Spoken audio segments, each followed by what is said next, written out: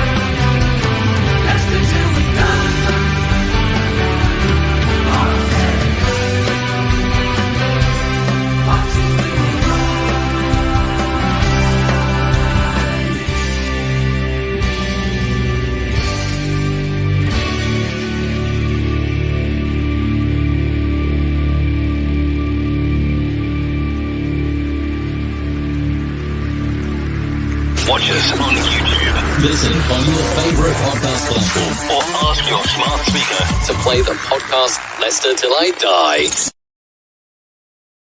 Good afternoon. How the devil are we all? Welcome along. This is Life's a Pitch, and it's Leicester Till I Die TV coming to you live on Facebook, Twitter, and YouTube. Just a quick show. Decided to do this at the last moment. It is a Life's a Pitch one, so it is my soapbox show. So remember, by all means, get your thoughts in on the chat. But remember, it does tend to create a few disagreements, this show. But join in, discuss the opinion, not the people that are saying it. Thank you for joining us. As I say, if you're listening on the podcast, whether that be on YouTube or on Spotify, Apple iTunes, Google Podcast Actor, etc., thank you very much for lending me your ears. And if you're listening on smart speakers, just ask you to play the podcast Leicester Till I Die. And you can get us, if you want to, just there on all our socials on either LTID TV or Leicester Till I Die TV. Search them both and we will come up. So a few quick comments before we get up and running with this. Afternoon, evening, Mike. How are you? Hello, Smiggers. Leicester for Life. Hello. What's the point? It's too. But yeah, you're getting the wrong gist here, Chris. You're getting the wrong gist. Then the Blue Fox. Hello as well. Now, I've got to say that I've called this "the lunatics are taking over the asylum," which is a well-known saying, and I thought I'll check what that means. And it is apparently said of a situation in which those in charge are incapable of handling their responsibilities and should rather be put under scrutiny themselves. Did you see the chairman's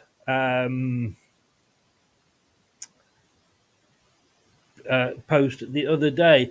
It was very heartfelt. Everything that he said, I understood. Today we share the loss and pain together, but we will be back.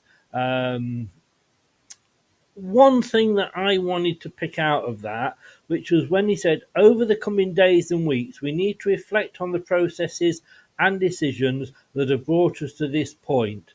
What we learn from this experience must convert into action that makes us stronger and prevents this happening to us again in the future.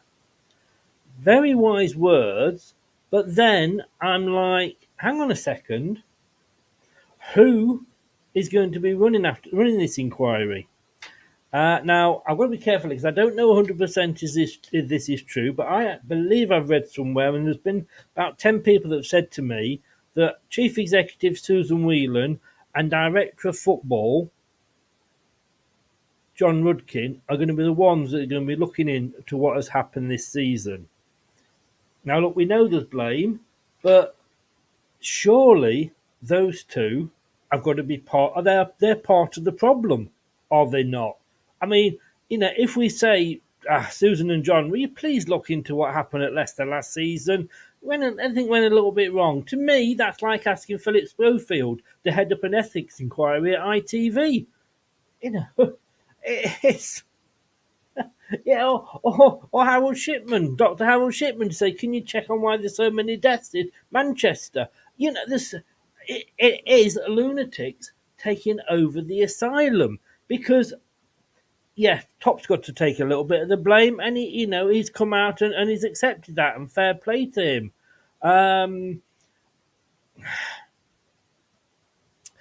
Under him, Susan and John, they were the ones that were here day by day, while Top was in, trying to save his company after COVID.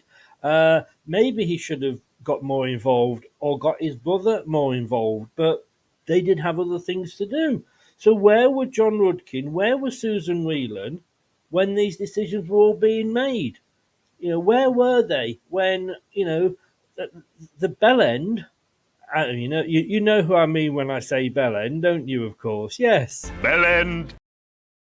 Where were they when he was buying Vestergaard and Bertrand? Where were they when he was training the players that hard that they were getting more injuries at the training pitch than they were, when they were actually playing matches?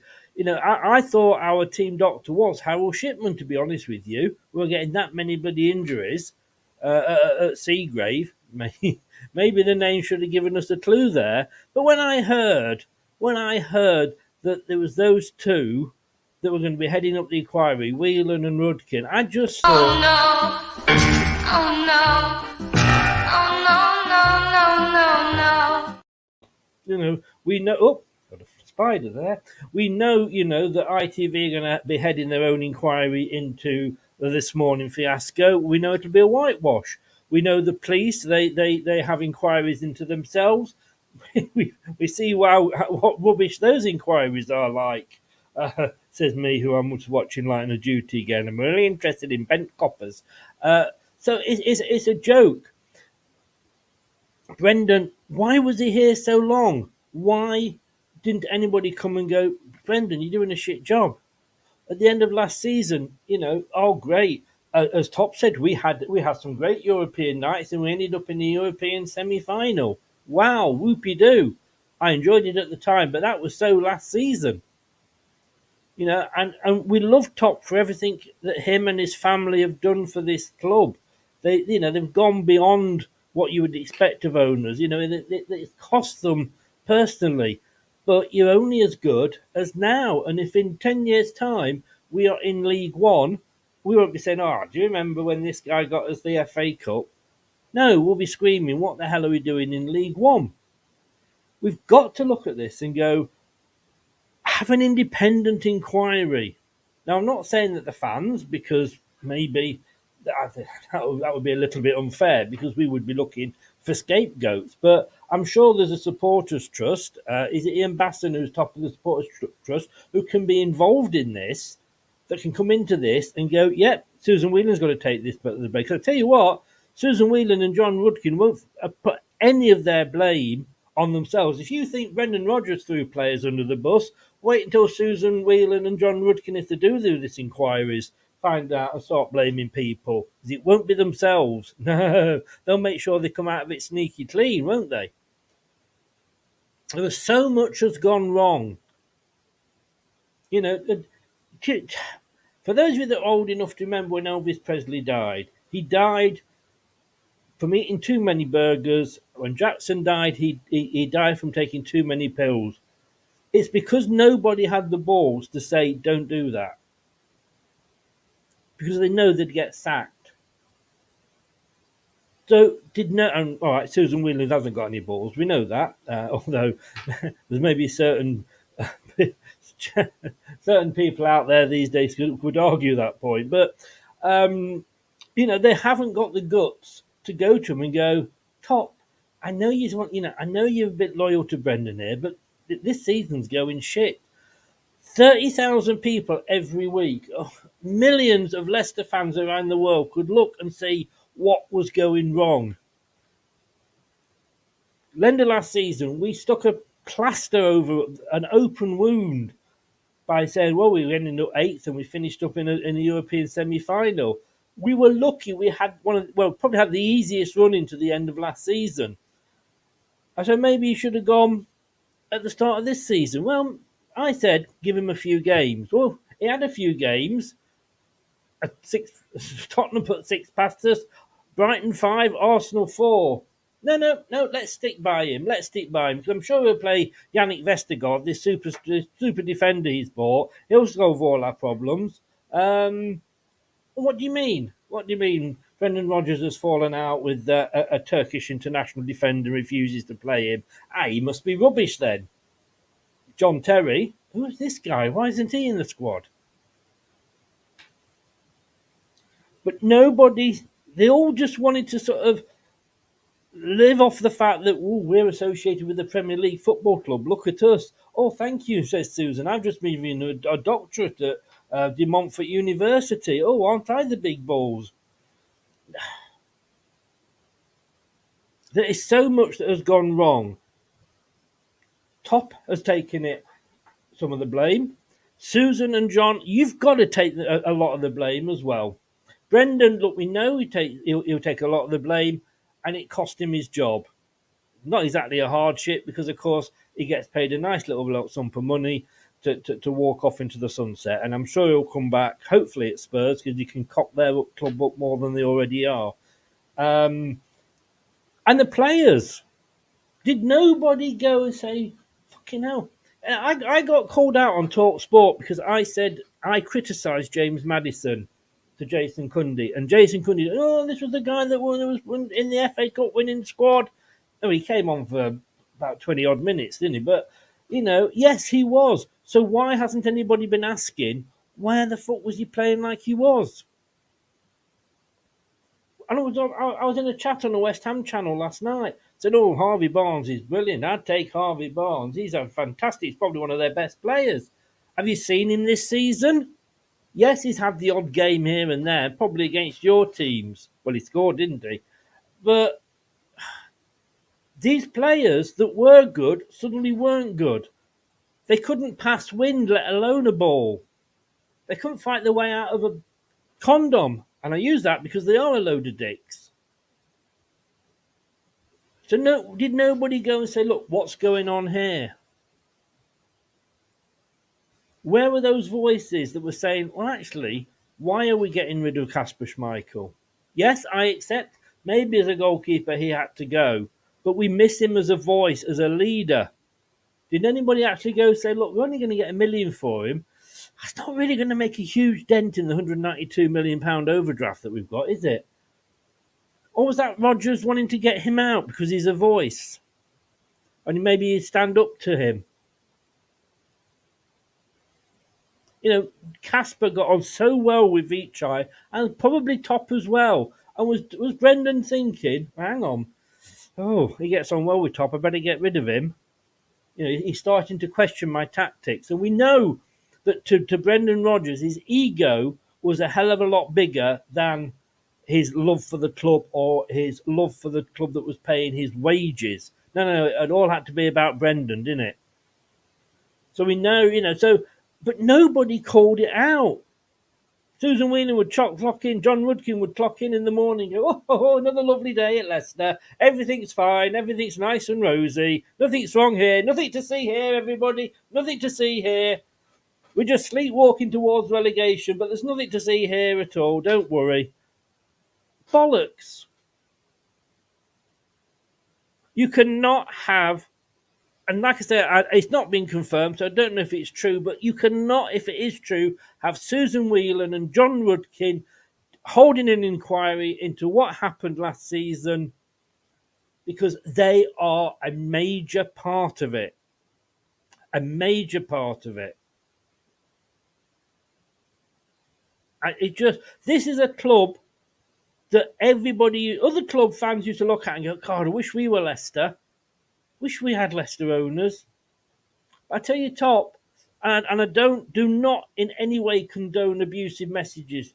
Yes, we come on here. Yes, we have a rant. We're fans. We are allowed to have a rant. But sending abusive messages to the chairman, that's a no-no. I'm sorry, I do not condone that at all.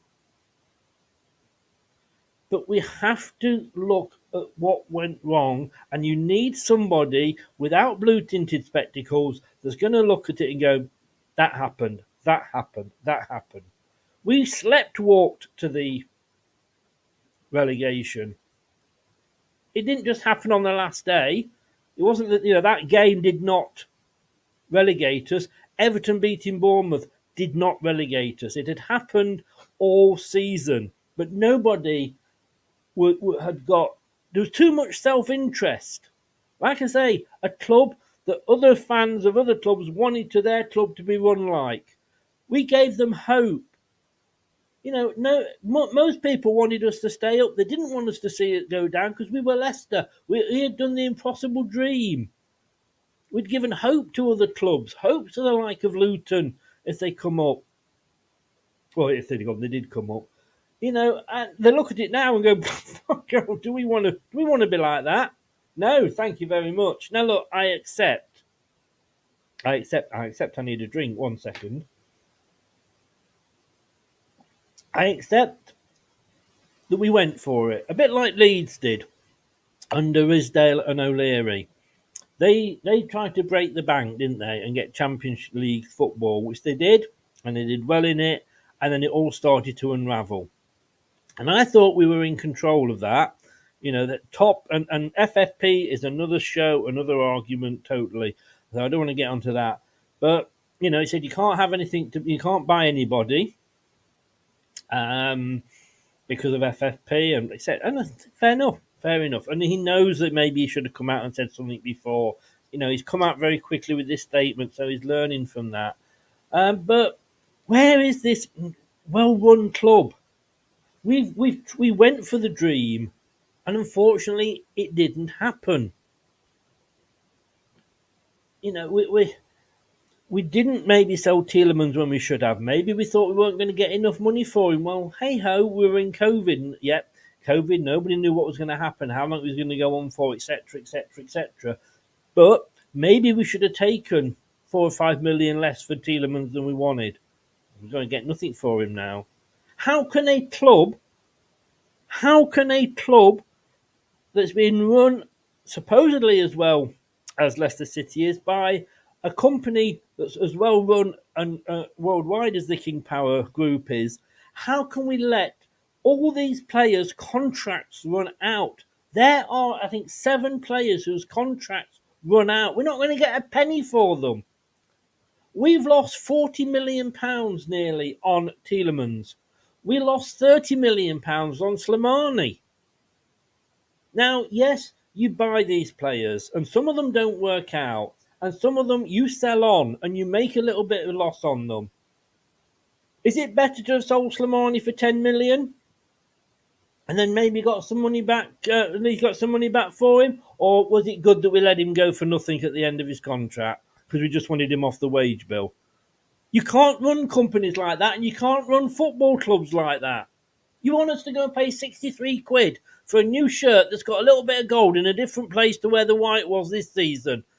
You're going to give us a bottle of water at the first home game next season or a bacon butty? It doesn't cut it top anymore. It doesn't cut it. Because if you were going to go for this, if you were going to go and say, right, we're going to try and get at this top table, we want to stay here. We finished 5th twice. God, brilliant seasons. Don't get me wrong. We did a show the other night. Check it out. The Premier League years. We look back at the last 9 seasons. They were great times.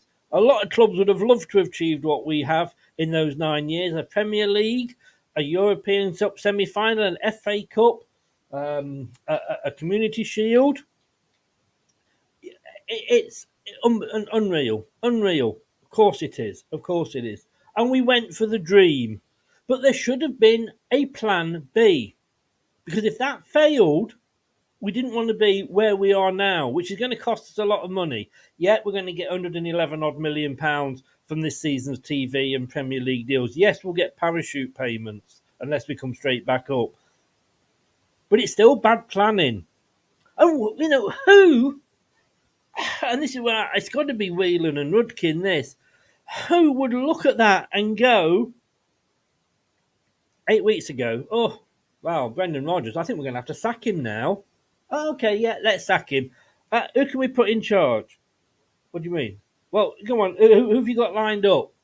Well, nobody. We've got this, you know, this muppet that's a first team coach. I think he's a bit like a Brendan Rodgers clone, really. Oh, we better stick him in then. He was fucking shit for so long. Where was the fact that we had somebody lined up?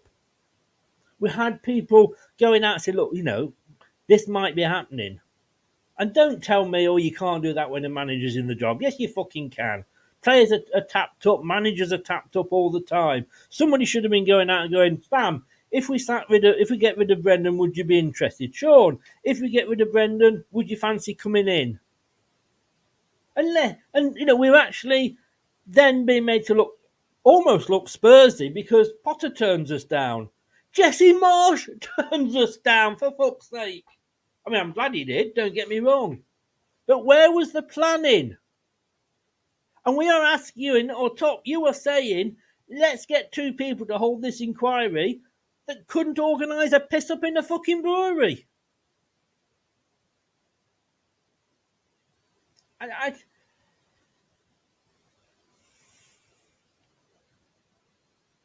I just do not believe how this club has changed.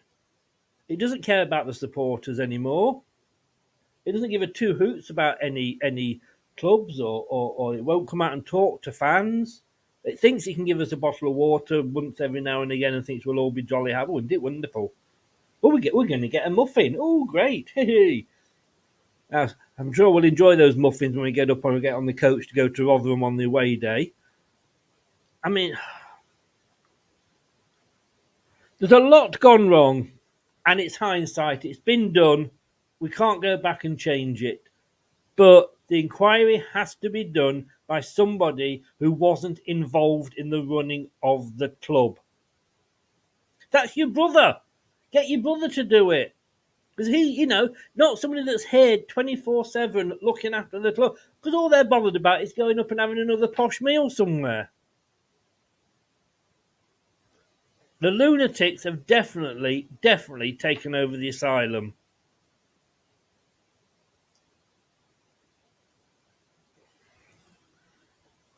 I haven't really gone through the comments, but let's just catch up.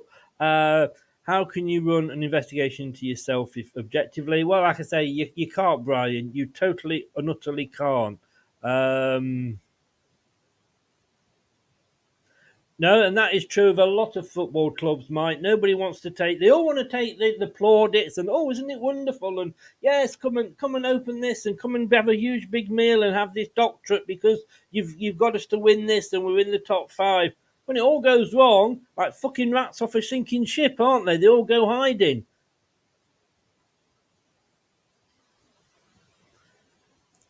Players don't care, so why should we? I mean,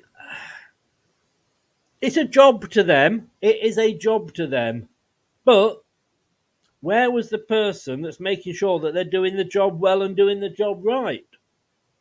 I, as a manager of a sales team, had responsibilities. It didn't mean that my staff couldn't go and complain about me if I'd said something that was wrong or did something that they weren't happy about. They might come in and say, oh, Chris has taken me off this patch. So I'd get called in to see the manager. Why have you done this? Well, I've done this because A, B, C, and D. Oh, well, B and C were wrong, and D I'm not sure about, she might say. I don't know. And would you talk it? But where was that? Where was anybody saying, why the fuck did you buy Yannick Vestergaard? And then never play him. So I get the players, it's a job to them. They'll move on. Well, most of them will. Madison will be on the first train out of here. Dorinda is crying. If she was here, she could cry on my shoulder because we'd be crying together. But you've got to remember, there's always time for a Dorinda. You know what? I'm Premier League. I am elite. I am proper elite. No. I am Dorinda. Oh, yes. Oh, I love that. Love that. Always puts a smile on my face. The players are responsible for what happens on the pitch. Behind the scenes, that's the owners. Yeah, and it's the managers in between. Because if what is going on the pitch is wrong, then the manager should be doing something about it. And if the manager isn't doing something about it, then you would think the director of football.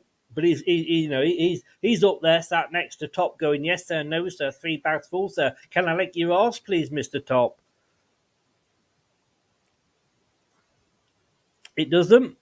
No, there's no organisation. We are not. We're a joke. We are turning into Spurs Mark II. That's what it is. I honestly used to think, well, look, give him a fair shot because he does get some things right. But after this season, he and Susan Whelan have both got to go. Both of them. Yeah, as you say there. No, it's not the players, but like I say, whether we buy them or not, like I say, Perez, Bertrand. Oh, so he got injured. What was that? It wasn't Brendan's fault. It was a fucking hospital case. Everybody knew. Southampton fans were laughing at us, saying, "You'll be lucky if you get 1 game a season out of him. He's always on the injury table." They weren't fucking wrong, were they? No, there's no communication. No, the fans, Leicester City. Let me put this right. And Man United fans complain about the Glaziers, and so everybody complains about their owners. Leicester, yeah, we've got wonderful owners, but we don't matter to the club anymore. The fans do not matter to the club. They won't have any outside investigation. No, because they'll find out too many home truths. That's what it is. That reminds is plastic. That no hinder is plastic. I know. To be honest with you, she's a joke, and I think she plays up what she does because she's always on Talk Sport. So God bless her. She knows what she's doing. She knows what she's doing. Look, guys, that's basically all I wanted to say. Is Susan Whelan, John Rudkin, get out of my club. The lunatics are running the asylum. Let's get somebody in that is not going to whitewash this investigation. There is a lot gone wrong with this club. Top's taking his eye off the ball, no pun intended. And this club is 13 years ago they bought this club. Is this club currently run any better than it was 13 years ago? I'm not convinced it is. I'm not convinced it is. No, it's a fair point, Mike. But the Leicester owners have always said, "Oh, we've got the fans at heart," and yes, they pump a lot of money into the community, not just the club.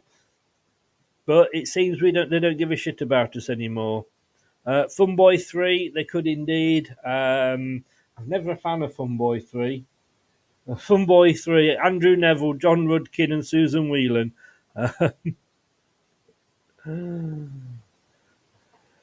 Well, Kristen, it is what it is. It's a bit of a laugh, isn't it? If you don't laugh at her, you'll cry at her. But look, thank you very much for listening. Like I say, it is my rant show. It'll make no difference, but, my therapist said it's good to talk. So thank you very much. It's like doing your own MOT. It is, Spencer. It is. Like I say, let's get Philip Schofield to come in and look at the ethics at ITV, shall we? He's the right person to do that.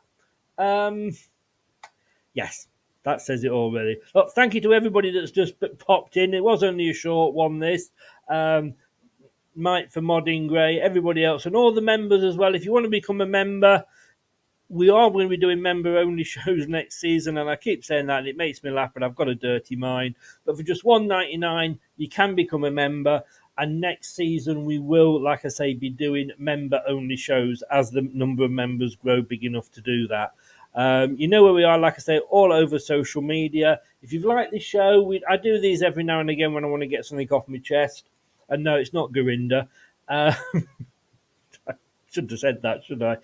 But look, if you do like this, give us a subscribe. Smash the likes for the video. If you agree with what I'm saying, smash the likes. If you kept listening to this on catch up, or watching it on catch up, stick your comments in the your views in the comments below. It's all about opinions. These are only mine. So please do subscribe, like, and click that notification bell. And like I've just said, for $1.99 a month, you can join as well. Thank you to everybody in the chat. Thank you for coming on and doing this. We're going to be back tonight at 8 o'clock when we are going to be doing a buy or sell for all the players, and see what Brad has to say about that. All the members are there. Thank you to everybody who is a member so far. Really, really do appreciate it.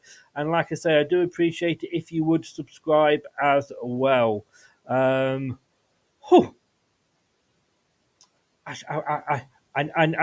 need to calm down. I need to take a chill pill. I'm off to have a cider. So thank you very much. Hopefully see you at 8 o'clock. Like I say, comment in the comments below on YouTube if you agree with me or not. It's all about opinions, and they were just mine. Thank you very much. Take care. I've been Chris. This has been LTID TV, and this is Arnie. Goodbye. Thanks for watching. These videos are tremendous. You better like them too, or I'll be back. This podcast is proud to be part of the TalkSport Fan Network. TalkSport. Powered by fans. That will conclude this evening's entertainment.